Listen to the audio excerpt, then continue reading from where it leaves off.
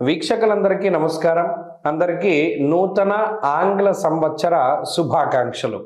కన్యా రాశి వారికి జనవరి నెలలో ఉండేటువంటి ఫలితాలను గనక మనం పరిశీలన చేస్తే, దీర్ఘ సంచార గ్రహాలను గనక మనం చూస్తే, ఈ రాశి వారికి గురుబలం తక్కువ, శనేశ్వరుని యొక్క బలం తక్కువ, రాహు యొక్క అనుకూలత చాలా ఎక్కువగా కనబడుతూ ఉన్నది.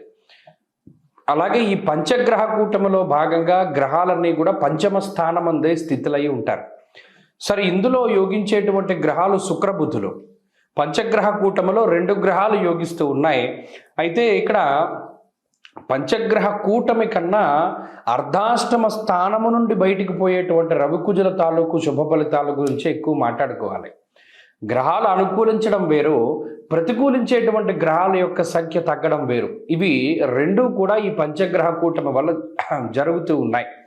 కాబట్టి కన్యారాశి వారికి ఇది అద్భుతమైనటువంటి కాలంగానే చెప్పచ్చు. కారణం 15వ తారీఖు దాటాక అర్ధాష్టమ రవి దోషం పోతుంది, అర్ధాష్టమ కుజ దోషం కూడా పోతుంది. ఒకేసారి ఆ 2 గ్రహాల యొక్క దోషం పోవడం ద్వారా కుటుంబ సంబంధమైనటువంటి వ్యవహారాలు, ఉద్యోగ సంబంధమైనటువంటి వ్యవహారాలు, ఆర్థిక సంబంధమైనటువంటి వ్యవహారాలు, మరీ ముఖ్యంగా విద్యా సంబంధమైనటువంటి వ్యవహారాలు, ఇవి 4 కూడా చాలా విశేషించి వారికి ఉండేటువంటి దోషాలు పోతాయి. వీటిలో అనుకూలత గురించి పక్కన పెడితే ముందుగా ఆ దోషాలు పోతాయి. ఆ తదుపరి పంచమ స్థాన స్థితులు అయినటువంటి శుక్రబుధుల యొక్క స్థితిగతుల వల్ల బుద్ధి ప్రచోదనం అవుతుంది. అంటే బుర్ర చాలా గొప్పగా పనిచేస్తూ ఉంటుంది. ఆర్థిక పరిస్థితులు మెరుగవుతూ ఉంటాయి. ఆదాయ మార్గాలు పెంచుకోవడానికి మీరు చేసేటువంటి కృషి ఏదైతే ఉన్నదో అదంతా కూడా సత్ఫలితాలను ఇస్తుంది. అంగరంగ వైభవంగా ఏదైతే మీరు కొన్ని కార్యక్రమాలను చేద్దాం అనుకున్నారో అవన్నీ కూడా చాలా గొప్పగా చేయగలుగుతారు. అలాగే ఈ పండగలో మీదైనటువంటి ముద్రని వేయగలుగుతారు.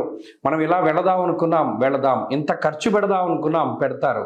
అలాగే ఇంత అందంగా రెడీ అవ్వాలి అనుకుంటారు, అవుతారు.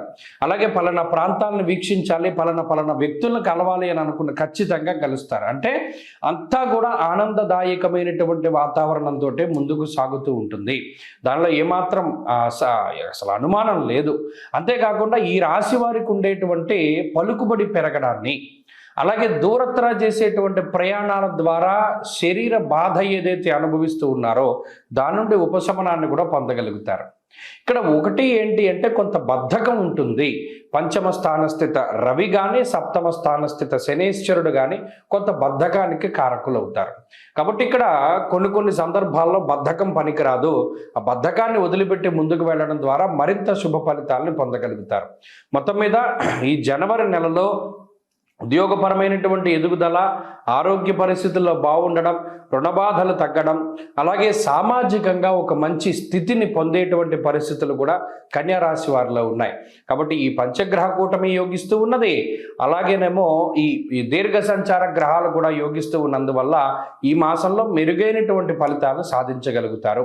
మరిన్ని శుభ ఫలితాలను సాధించడానికై ఈ కన్యారాశి వారు ఎక్కువగా వీరికి ఉండేటువంటి దోషం ఏదైతే ఉన్నదో, అర్ధాష్టమ కుజుడు మరి 15వ తారీఖు వరకు ఉంటారు కాబట్టి సుబ్రహ్మణ్య ఆరాధన ఎక్కువగా చేస్తూ ఉండడం, మంగళవారాలు నియమంగా ఉండడం, 4 మంగళవారాలు కూడా చక్కగా ఏదైనా సుబ్రహ్మణ్య క్షేత్రానికి వెళ్ళి సర్పసూక్తంతో అభిషేకం జరిపించుకోవడం ద్వారా కూడా మంచి ఫలితాలను పొందగలుగుతారు. ఈ కొత్త సంవత్సరంలో అందరికీ ఆయురారోగ్య ఐశ్వర్యాదులు కలగాలని, పరమేశ్వరుడి యొక్క అనుగ్రహం ఉండాలి అని, అలాగే ఈ సంవత్సరంలో ఏర్పడేటువంటి దేశారిష్ట యోగాలు, దుర్భిక్ష ఉల్కాపాతాలు లేదా మరేతరత్ర దోషాదుల వల్ల ప్రజలు ఏ రకంగానూ ఇబ్బంది పడకూడదు అని చెప్పి మనస్ఫూర్తిగా భగవంతుడిని మరొకసారి ప్రార్థిస్తూ, నూతన సంవత్సరంలో ఈ ఆంగ్ల సంవత్సరంలో మొట్టమొదటి నెల జనవరి నెలలో ఉండేటువంటి గ్రహస్థితిని మనం పరిశీలిద్దాం. ముఖ్యంగా ఈ నెలలోనే పంచగ్రహ కూటమి అనేటువంటిది సంభవించబోతూ ఉన్నది.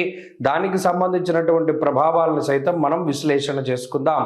దానికన్నా ముందు సంక్రాంతి ఎప్పుడు చేసుకోవాలి అనేటువంటి దాని మీద కొంతమందికి సందిగ్ధత ఉన్నది. నిజానికి భారతదేశ ఆమోదిత భారత ప్రభుత్వ ఆమోదిత దృగ్గణిత పంచాంగ రీత్యా 15వ తారీఖు నాడు సంక్రమణ పుణ్యకాలము అనేటువంటిది అందరూ గుర్తుపెట్టుకోవాలి.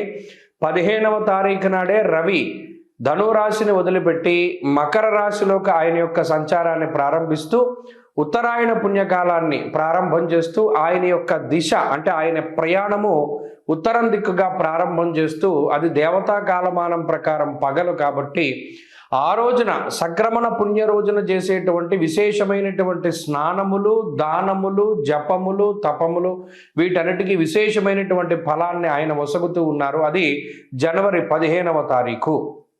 కాబట్టి ప్రభుత్వం కూడా సెలవులు ఆ రకంగానే ఇచ్చింది కాబట్టి ఏమాత్రం సందేహం లేదు. 14, 15, 16 పండగలు, ఈ విషయాన్ని దృష్టిలో పెట్టుకోవాలి. ఇక జనవరి నెల ద్వితీయార్థంలో అంటే 15వ తారీఖు దగ్గర నుండి ఏర్పడేటువంటి పంచగ్రహ కూటమి చాలా విశేషంగా దీని గురించి చెప్పుకోవాలి.